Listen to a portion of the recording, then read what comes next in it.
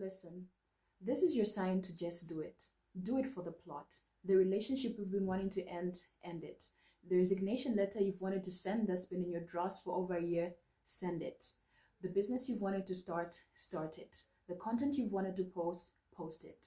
If you're seeing my face for the first time, my name is Esther Piri, and I'm sharing my journey to becoming the woman of my dreams with this online community.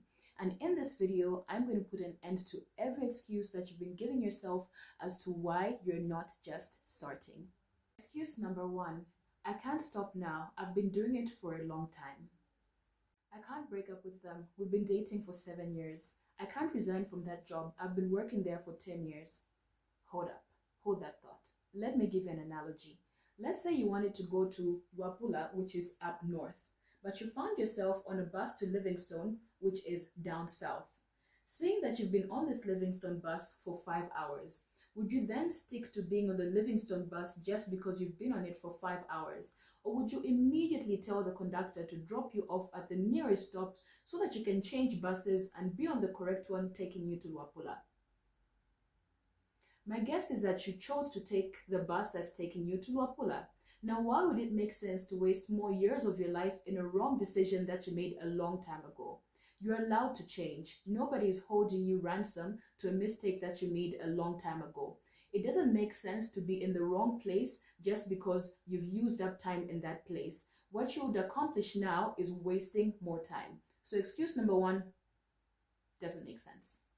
Reason number two, it's too late to start now. I'm 30 years old. I can't go back and rewrite grade 12. Hold up. Hold that thought. There are no deadlines to improving yourself and doing better for yourself. All of these deadlines are just created by other human beings, and it's now giving you pressure. There is no deadline to say you must graduate by 21, be married by 30, and buy a house by 35. Different things happen for different people at different times in their lives, and that's totally fine. If you want better for yourself, reach out for it. 40, 50, 70, 60, doesn't matter. It is for you. So excuse number two doesn't make sense. The next excuse for not following your dreams is, what will people say? You're worried what people are going to say when you start that business, when you start posting content online. But in the words of urban poet and rapper Wills Mr. Nyopole, muntu mozi sanga kondwelese ziko lonse. Ngankale Yesu swana mkonde wonse.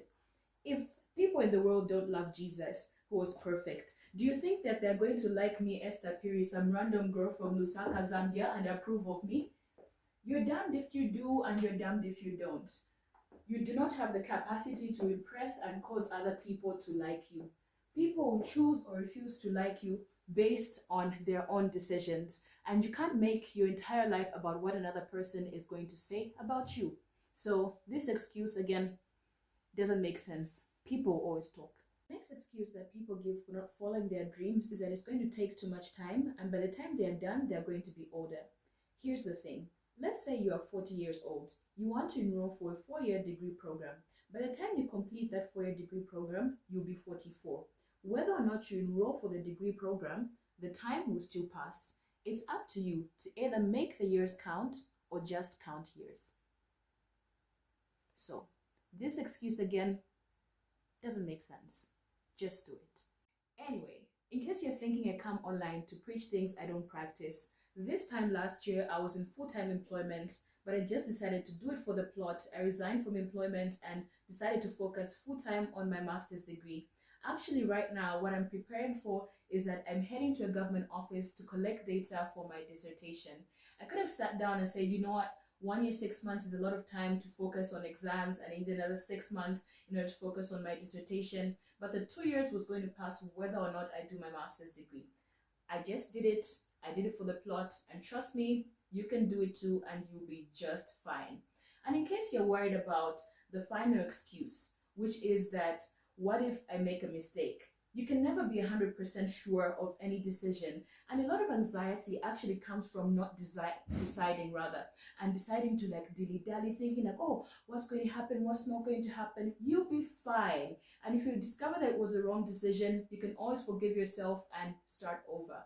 But whatever you do, don't live your life on eggshells. Just do it. Do it for the plot. No excuses.